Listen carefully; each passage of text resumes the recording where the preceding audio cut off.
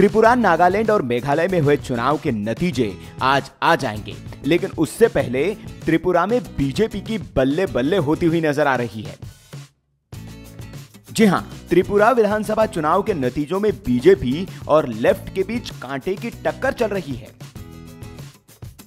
आपको बता दें कि यहां 18 फरवरी को चुनाव हुए थे। राज्य की 60 सदस्यीय विधानसभा सीटों में से 59 पर मतगणना जारी है। एक सीट मार्क्सवादी पार्टी के उम्मीदवार के निधन की वजह से खाली रह गई थी, जिस पर 12 मार्च को मतदान होगा। लेकिन त्रिपुरा में शुरुआती रुझानों में बीजेपी 25 साल से काबिज लेफ्ट सरकार को कड़ी टक्कर देती हुई नजर आ रही है।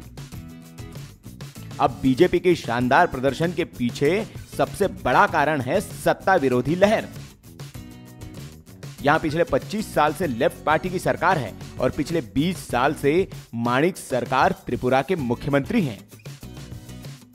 त्रिपुरा में अगर बीजेपी को चौंकाने वाले नतीजे सामने आ रहे हैं तो इसकी बड़ी वजह है 2014 में एनडीए की केंद्र में सरकार आने के बाद बीजेपी का पूर्वोत्तर राज्यों पर खास ध्यान देना, जिसमें त्रिपुरा भी शामिल है।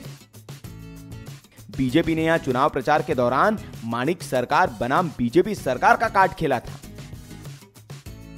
यहां प्रधानमंत्री मोदी ने खुद 4 चुनावी रैलियां की थी।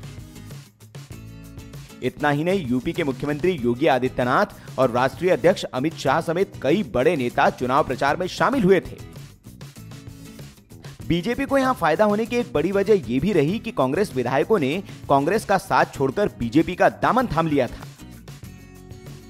इससे कांग्रेस पार्टी के पास कोई चेहरा नहीं बचा और इसका फायदा बीजेपी को मिला।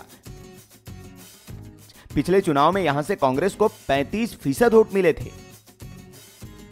वैसे भी बीजेपी ने सबसे ज्यादा ट्राइबल वोटरों पर ध्यान दिया था, क्योंकि यहां पर 30% ट्राइबल है और ट्राइबल की 20 सीटें लेफ्ट का गढ़ हैं। आपको बता दें कि पिछले चुनाव में लेफ्ट को 51% वोट मिले थे। त्रिपुरा में लेफ्ट एक काडर बेस्ड पार्टी है और बीजेपी के काडर ने त्रिपुरा में उसे कड़ी चुनौती दी है। 2013 के विधानसभा में बीजेपी को त्रिपुरा में सिर्फ 2% वोट मिले थे। इसके बाद बीजेपी ने जमीनी स्तर पर काम किया और निकाय चुनाव में 221 सीटों पर जीत हासिल की थी। Viral news.